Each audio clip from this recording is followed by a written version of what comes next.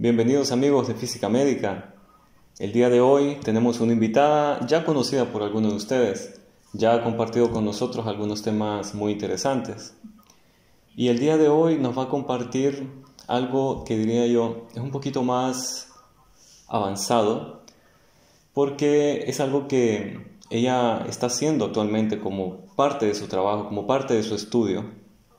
Actualmente ella está trabajando con pacientes con el CyberKnife en el Istituto Nazionale dei Tumori Regina Elena de Roma.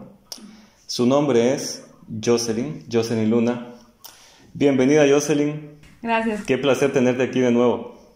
Sí, gracias. Les voy a comentar un poco sobre los aspectos relevantes en la prescripción, reporte y evaluación de dosis de tratamientos esterotácticos, de radiocirugía esterotáctica. Pero bueno, ¿cuáles son los aspectos más relevantes de los tratamientos de radioterapia esterotáctica según la ICRO 91? Entre los contenidos tenemos los equipos de tratamiento, una comparación entre la IMRT y la SRT, el concepto de campos pequeños, cuáles son los algoritmos empleados para el cálculo de la entrega de dosis, cuáles son las implicaciones de la IGRT y el QA que se debe realizar tanto al paciente y a la máquina respectiva de tratamiento. Entre los equipos tenemos la tomoterapia, el CyberKnife, Gamma Knife y el LINAC con su respectivo sistema de extract tracking para imágenes, para la guía de imágenes. Ok, el concepto de radioterapia, radiocirugía esterotáctica.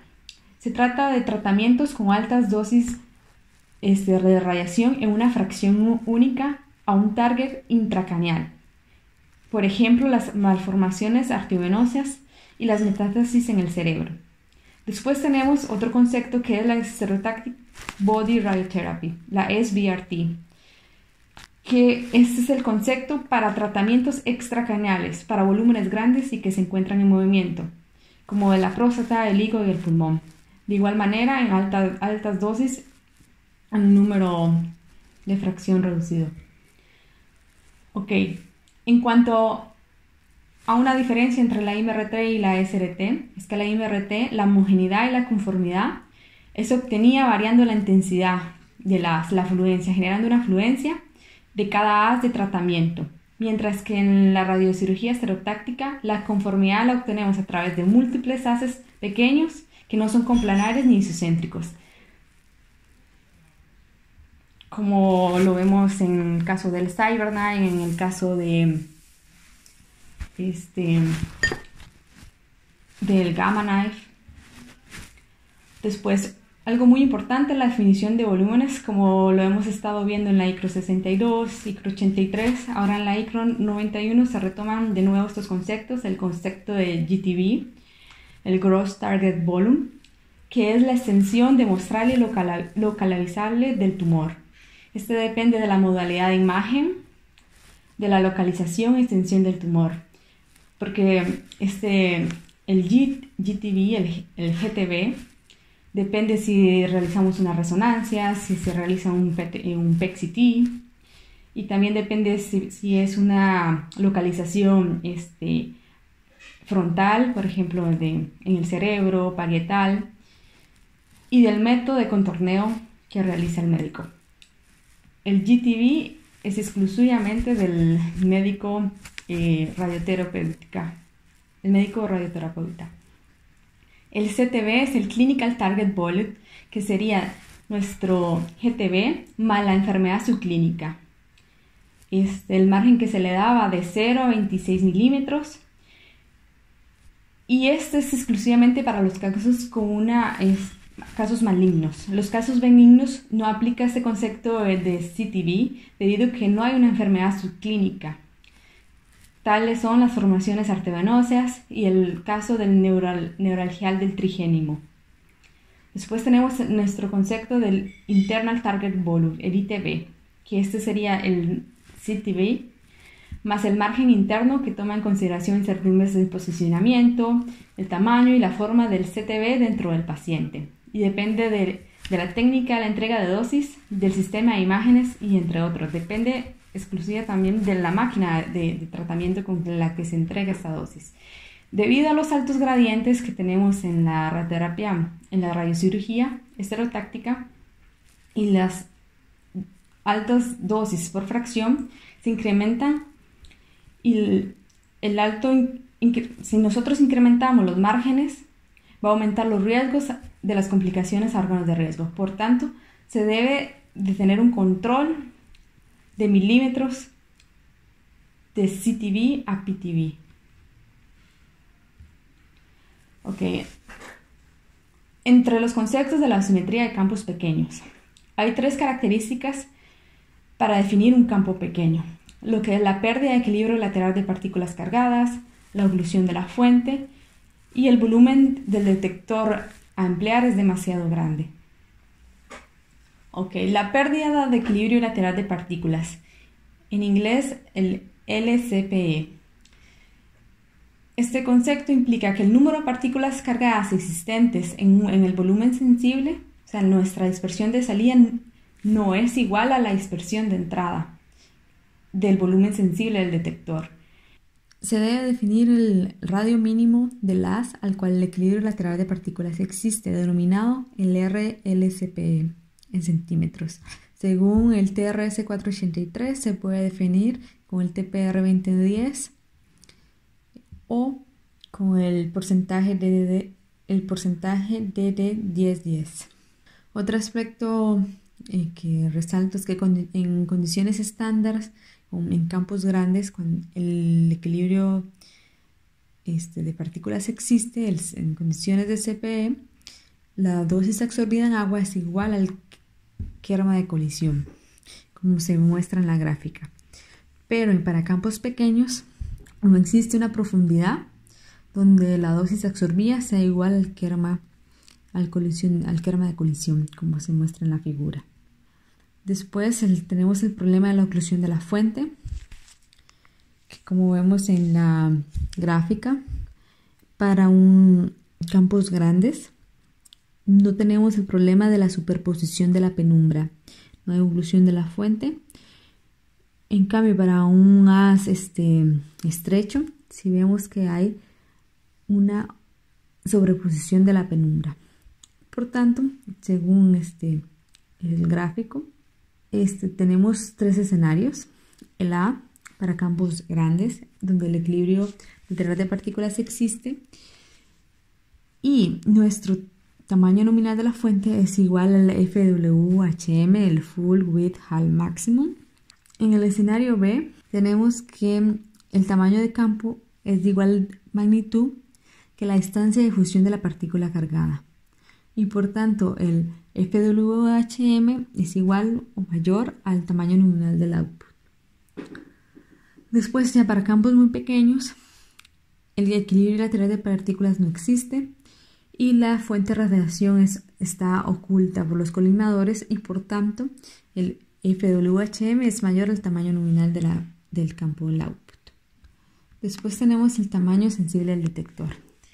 En esta gráfica se muestra un ejemplo donde se midió el perfil con una cámara de ionización de 1.5 por 1.5 centímetros cuadrados y esta tiene una forma gaussiana.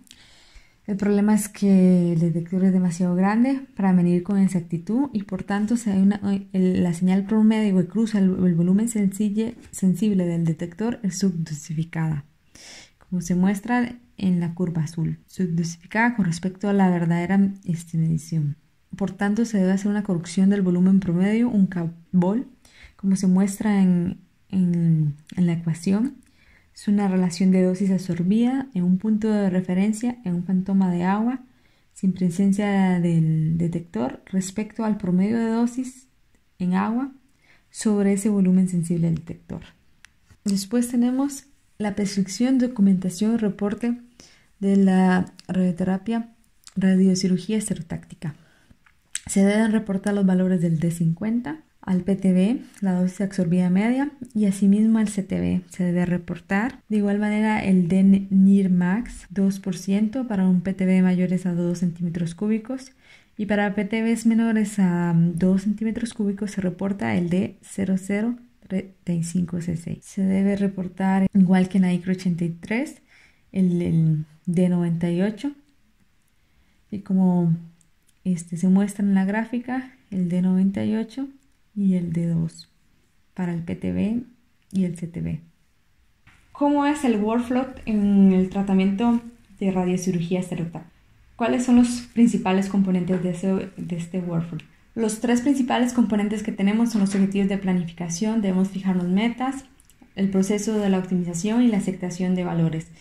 Este gráfico que está en la ICRO 91 muestra un workflow que se genera en el sistema de planificación de tratamiento. Primero está el diagnóstico de la enfermedad, después la simulación del paciente, el CT, la delineación del target y de los órganos de riesgo, y después está la prescripción de la dosis, que estos serían nuestros objetivos, nuestras metas. Después en el proceso de optimización tenemos los objetivos de planificación, cuáles son nuestros objetivos clínicos a los que queremos llegar y las modificaciones que se deben realizar para llegar a estos objetivos.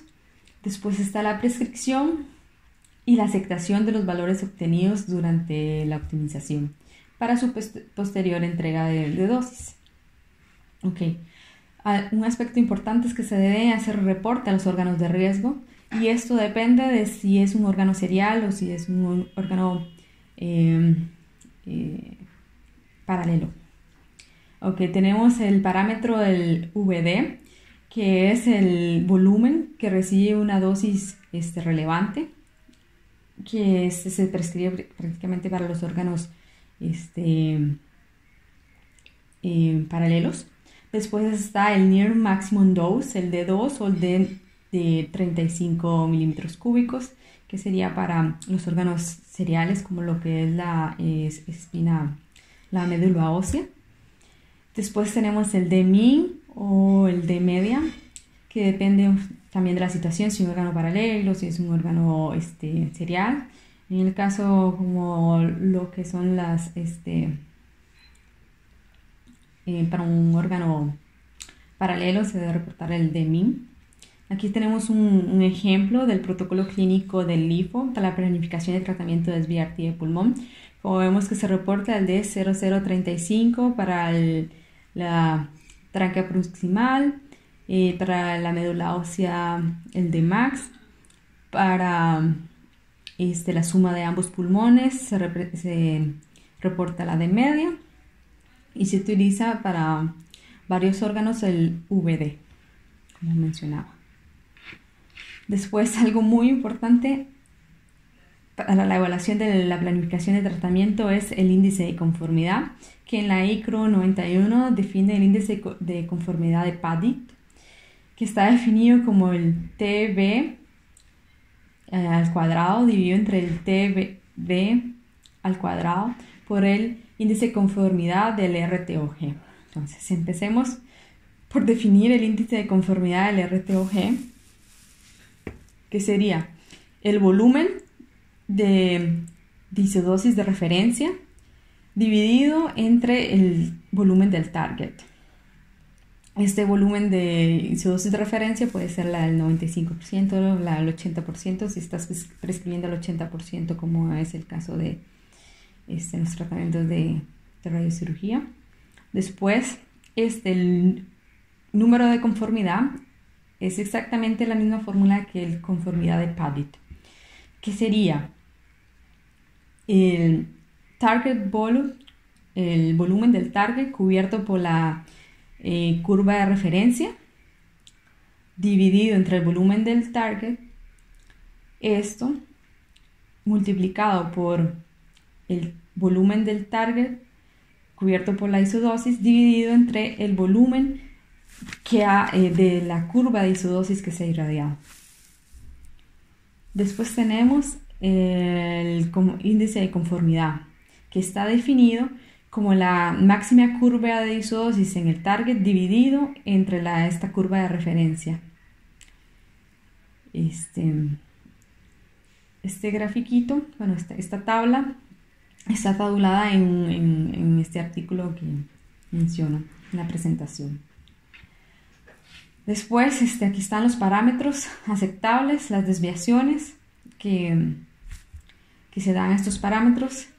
Y en este artículo de la Journal of Medical Physics menciona también la calidad de la cobertura, el QRTOG, que se diría que es el radio de la mínima curva de isodosis dividido entre la curva de isodosis prescrita o la curva de isodosis de referencia.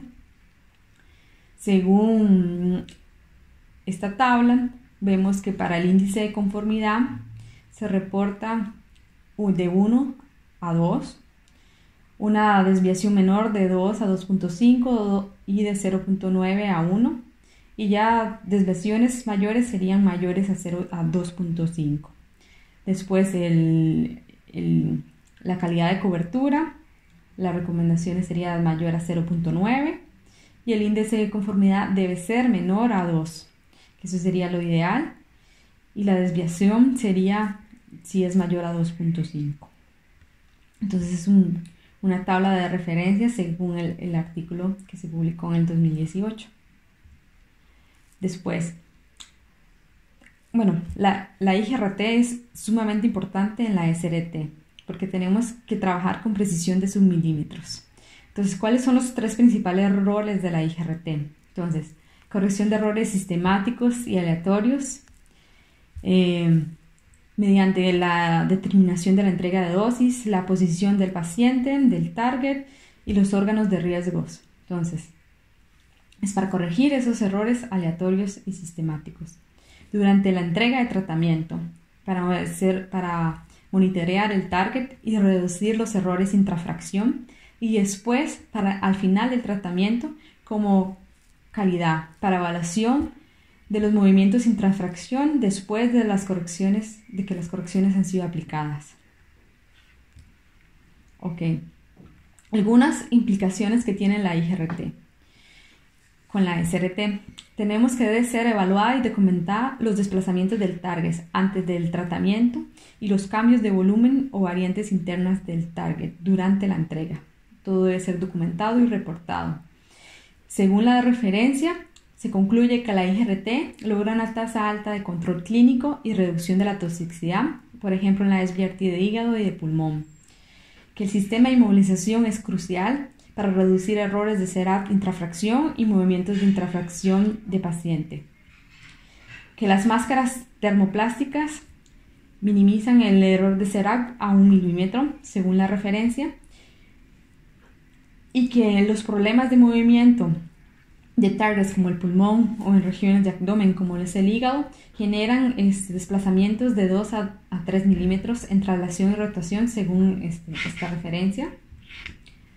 En la ICRO 91 presenta esta tabla donde resume el error global geométrico según el sistema, según la máquina de tratamiento. Por ejemplo, en Novalis con el sistema de StratTracking presenta un error total promedio entre menor a 1.5 milímetros. Como ven, son diversas referencias: 0.56, 0.6. Con el CyberKnife, un máximo error, como lo vemos acá, de 0.59 o 0.8, que sería el máximo error reportado según esta referencia.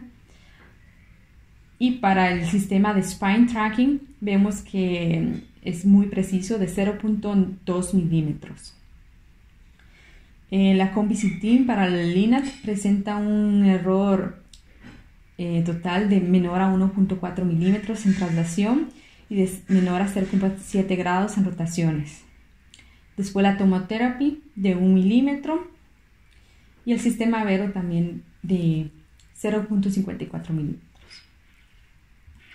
Ok, aquí es un ejemplo de equipos que utilizan sistemas de imágenes de KB usando tubos de rayos X ortogonales con sus respectivos detectores de flat panel en diversas posiciones, como vemos en el sistema de Vero System. Los tubos y los detectores en el CyberKnife, Los tubos se encuentran en el techo, mientras que los detectores en el piso. De igual manera con el LINAC en el sistema de tracking. Después tenemos el sistema de imágenes de MB que utiliza la tomotherapy y también el LINAC.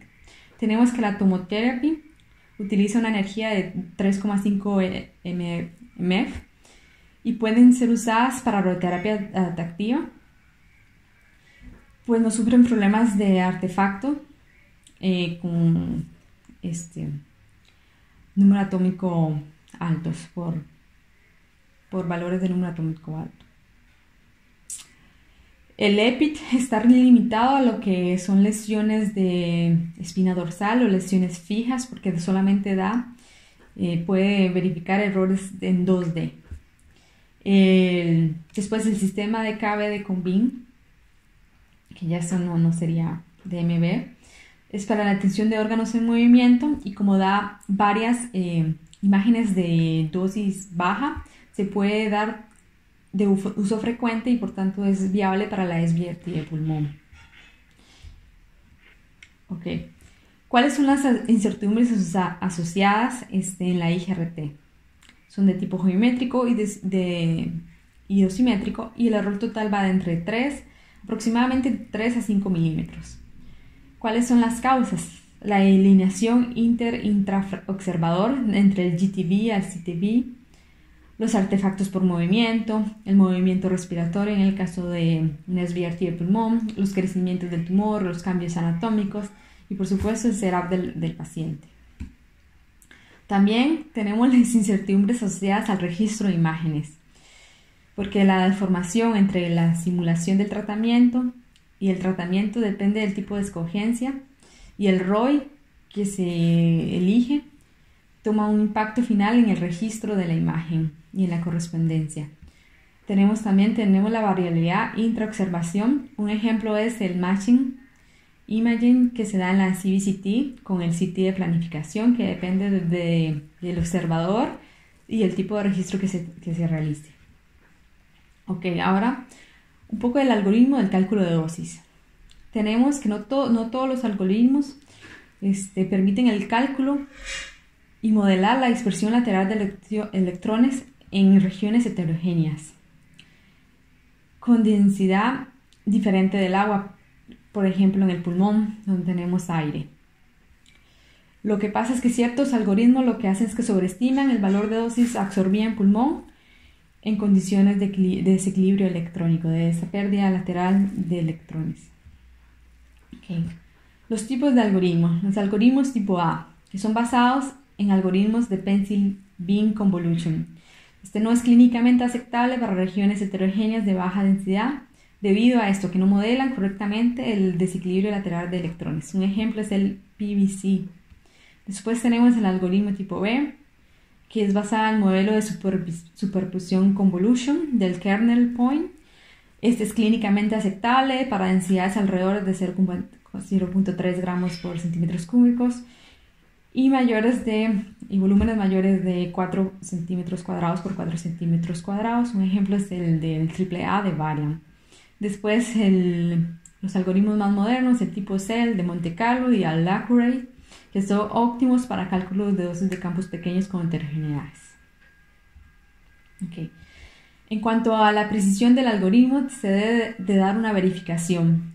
¿De qué? Del output factor, del tamaño de la fuente, de la posición de los jaws, del botcut, del MLC leaf, de la transmisión del MLC, del modelo del MLC interleaf leak, del modelo del multi-leaf leak, de la penumbra de de la superposición de la penumbra en estos campos pequeños, y también se debe modelar la baja densidad en el asentamiento de esta penumbra en las regiones de debilidad. Ok, vamos a hablar un poco sobre las incertidumbres del cálculo, incertidumbres de dosis de tratamiento, de la posición y guía de imágenes. Hay incertidumbres respecto a la dosimetría del TPS, de la delineación del target. Por tantas incertidumbres se debe hacer un control de la calidad, de la precisión, un control de la exactitud en la radiocirugía estereotáctica. Por ello se necesita un grupo de expertos, físicos, médicos, radioterapeutas, dosimetristas y técnicos de imagen. Y otra cosa, este QA depende del equipo de tratamiento a ampliar. Un ejemplo, puse una comparación entre el LINAD y el CyberKnife. Por ejemplo, el LINAD utiliza conos circulares de 4 milímetros a 30 o las micro MLC. A diferencia con los LINAD, que para tratamientos que no son de estereotáctica, las tolerancias mecánicas se deben reducir, y las de imágenes, del dispositivo de imágenes, ya sea con el OBI y el EPIC. Todas estas incertidumbres en la resolución, en geométricas, deben ser reducidas. Se debe realizar un test diario, que es muy importante, que es relativo al isocentro del haz con el isocentro de imágenes. La coincidencia del isocentro de imágenes y el isocentro del haz es crucial para la entrega de tratamientos de radiocirugía estereotáctica. Se debe hacer un checklist antes de la entrega de tratamiento, un QA específico del paciente, ya sea con el ARCHAT, como vemos en esta imagen, y también un cálculo independiente de unidad monitor. Y la resolución espacial del sistema de imagen es muy importante, que sea menor a 1 milímetro y un grado. Después, en el CyberKnife, lo que se realizan es end-to-end test and aqua test, que es para la revisión de la precisión del sistema de imágenes de rayos X, de la camilla, la alineación del brazo robótico y el algoritmo. Mediante estos end-to-end tests, que se realizan con placas radiocrómicas en un fantoma específico, en este caso es el de brain, el de cerebro, se evalúa la incertidumbre total del sistema, tanto mecánica, de imagen y de registro. La distribución de alta dosis requiere alta resolución, y por tanto se deben utilizar las placas radiocrómicas o un SRS matchet, como se presenta en la imagen. Para concluir, ¿cuáles son las recomendaciones? Se debe hacer un control de calidad del TPS, de tu sistema de imagen. Se deben hacer mediciones dosimétricas, un control dedicado, exclusivo al equipo, y además un control de la calidad de la exactitud, un QA específico de paciente, un control interobservador del plan del tratamiento, del contorneo del target y de los órganos de riesgo. Esto sería crucial para que se realice de una forma adecuada la entrega de dosis al paciente. Y esto sería, y gracias por su atención. Gracias, Jocelyn. Me parece una muy buena exposición. Espero que las personas nos puedan dejar algunos comentarios, y te haré saber de los comentarios que la gente nos deje para que me ayudes a contestarlos, ¿verdad? Si acaso, Sí, claro. como yo no estoy en esto, pues siempre voy a necesitar tu ayuda para contestar los comentarios a las personas en general. Algunas cosas creo que, bueno, nos los han enseñado en el posgrado, y pues igual estoy agradecido porque así tengo la oportunidad de entenderte también. Me causa dudas, por ejemplo, ¿cómo te has sentido ahí en este hospital en Roma? Si has tenido la dificultad del idioma, porque ellos hablan italiano. Yo sé, por ejemplo, en el hospital en que yo estoy, ellos solo hablan italiano a pesar de que saben hablar inglés. Y, por ejemplo, mi compañero que no sabe hablar italiano se le dificulta mucho. No sé si a vos se te ha dificultado. Y pues en general, el ambiente, ¿cómo lo sientes por ahí en el hospital? Bueno, Juan, la verdad, he aprendido italiano y me ha ido muy bien. No hablo perfectamente, pero entiendo y hablo lo suficiente como para defenderme, entonces creo que me ha ido muy bien. Ellos todos hablan inglés y me han dicho que si preferisco el inglés, pues puedo hablar inglés con ellos, pero cuando está un ambiente de trabajo donde hay muchos pacientes, donde hay muchas cosas que hacer, se maneja así el italiano, porque la lengua materna para ellos y es más fácil para ellos explicarme y hablar rápido en italiano. Pero porque se me dio muy Qué bien. bien. Quizás vas a llegar a enseñar italiano a Costa Rica. Igual creo que yo de repente doy un cursito por ahí en Honduras. Ok. ¿Sabes qué? Otra cosa es que, bueno, yo sé que a nivel general también puede ser que haya algo del sistema aquí europeo, italiano, que pueda enriquecer a Latinoamérica o en especial a Costa Rica, en tu caso. ¿Con qué te quedarías de la cultura, la organización, del trabajo, no sé? Algo que puedas llevar aquí valioso para implementar en Costa Rica. Pues el flujo de trabajo y que se trabaja por objetivos y no por tiempo. Entonces eso hace que el empleador sea más eficiente, porque o sea, en el trabajo se cumplen metas y no se trabaja por horas.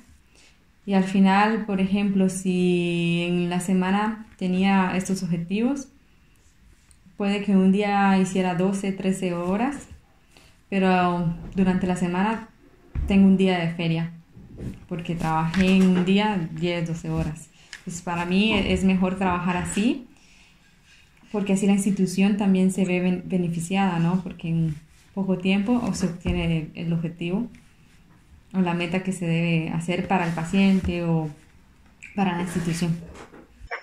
Pues Ajá, eso y me también me parece. parece por la calidad de vida que tienen que tener las personas, ¿verdad? Que, bueno, que después de cumplir el objetivo, pues igual puedan darse su tiempo Tener un personal, descanso. ¿verdad? Sí, Ajá, un tiempo personal que es necesario para no volverse loco, ¿verdad? Solo trabajando.